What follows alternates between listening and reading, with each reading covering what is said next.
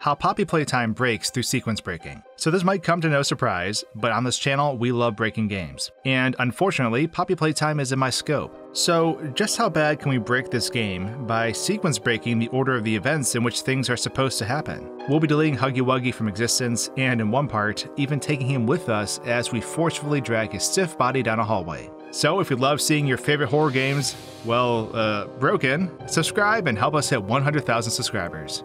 Welcome to Playtime Co. I certainly appreciate the invitation, but I was probably the wrong player to invite. So to keep the game running smoothly, Poppy Playtime, like most modern 3D games in general, loads and unloads areas as the player moves along through each part of the story. So sequence breaking has to be done relative to areas nearby. For example, if we go into the room where Huggy Wuggy is right off the bat, you'll see that the room is basically empty. This is because this room is loaded in and basically activated by the steps a player is normally supposed to do before getting here. So we'll load this area properly now. Oh, and as a heads up, my game was not liking all the stuff I was doing to it. So you might see some frame drops and slowdown soon, so my apologies. Anyways, we get our grab pack, open the door, grab the key, restore the power, and pause.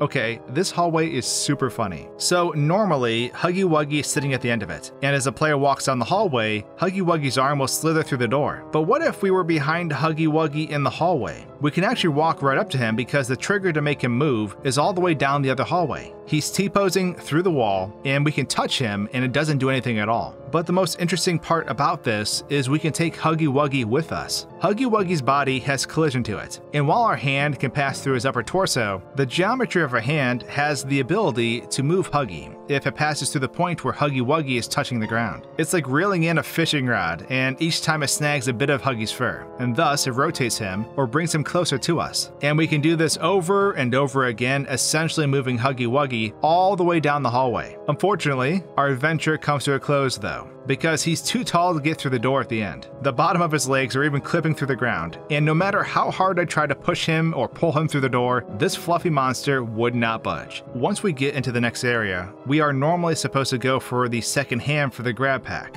but I decide to see if the Huggy Wuggy looking at us from above could be moved just like the previous one could. Unfortunately though, this lad doesn't have any collision at all, and his model cannot be interacted with. So we're just going to skip this area and not grab our second hand, or so I thought. Even if you were to get through this area without the second hand, it will spawn in your hand the moment you enter the next room. An interesting failsafe, if I must say so myself. But this is where things get exciting again. Huggy Wuggy normally comes out of the big door here, after we assemble our toy and put it into the slot. But if we were to move our character into this hallway when the door is shut, we can actually trigger the load-in for Huggy Wuggy. Now, you watching probably didn't notice anything, but his pursuit music started playing, and the order of operations for this room is now jumbled up. We hit the spawning switch early for Huggy Wuggy, but this can't happen because the other tasks in the room need to be completed first before this is possible. So now, if we go back and complete the tasks and open the door, well, Huggy Wuggy is no more. The big blue monster never appears for us, and the only noise we can hear is a siren blaring above the toy chute. F in the chat for our lost soldier.